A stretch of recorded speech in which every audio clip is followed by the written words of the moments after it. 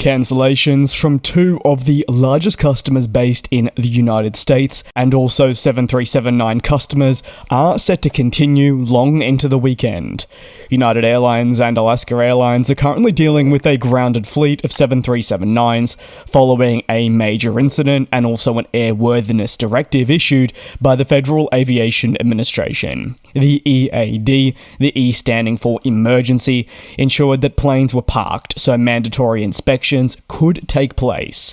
However, the two airlines, alongside many others worldwide being impacted, have lacked clarity over the direction to head with these inspections, as loose bolts are found amongst other quality issues, which means the return to service is a little bit sketchy in terms of time frame. United Airlines remains one of the most impacted customers regarding how many units from the 737-9 have been grounded. However, the airline can also mitigate most of the operational impact thanks to other aircraft within its fleet.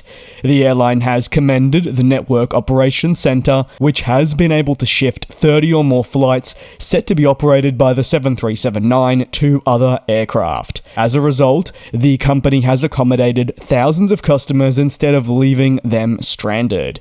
United, however, mentions there's only so much that it can do following the groundings, and ultimately some customers will be impacted, but the overall goal is to have this as small as an amount as possible. This week, not only have we seen aircraft groundings, but we've seen winter weather hit parts of North America, which has really caused many operational difficulties. United Airlines said they expect flight cancellations to continue to hurt them, and while some companies have published dates, including United, saying it will continue into the weekend, the 737-9 situation is constantly moving. Boeing has not sent the revised documents at the time of recording to the FAA to lead to the inspections finally taking place, so the fact of the matter is this could extend far longer. We don't have a time frame, and when you have the FAA saying that they're in no rush to reapprove the 9, really focusing on that once the plane can re-enter service, it does so in the safest manner, and that will be done by them taking their time, it adds more question marks. Alaska Airlines joins United in the cancellation of flights across its route network following the Boeing 737-9 grounding.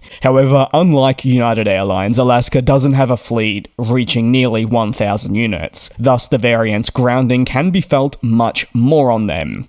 While the airline, yes, does fly 737NGs extensively, the mainline fleet, as we know, moved away from Airbus before the end of 2023 in a bid to align with the company's future ambitions.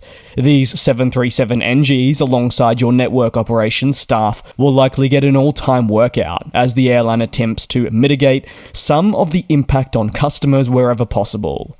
Alaska says it'll cancel between 110 to 150 daily flights until Saturday, January 13th. This timeline, however, is subject to change and provided as initial guidance. When the Boeing 737-9 incurred its incident with Alaska Airlines, the carrier was one of the first to ground the aircraft before the FAA's Emergency Airworthiness Directive. However, Alaska was equally quick to note at the time that it believed these aircraft could re-enter service within days.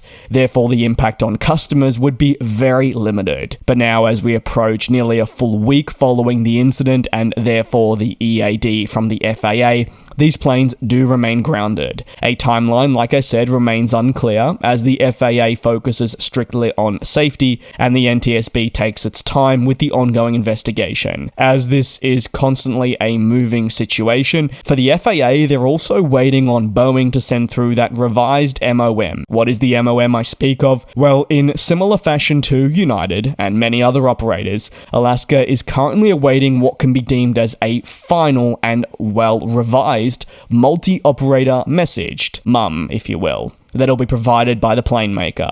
The MOM will be crucial in informing those of the details surrounding the inspection to get the aircraft approved, and only a couple of days ago we received word that Boeing had submitted this to the FAA for review. But then quite literally hours after this, it was revealed that technicians at United and Alaska, while conducting preliminary inspections, found more loose bolts on the aircraft. So the MOM had to go back into revision. The FAA and NTSB, even once they receive the MOM, must complete other relevant steps before the inspections can be carried out. Ideally from that point forward, and with a firm process that has been agreed upon in the case of Alaska Airlines, they will be able to deploy their maintenance technicians to inspect the type. And onwards from there, if everything is all in working order or the fixes are established, well then theoretically the plane should be able to re-enter service with companies.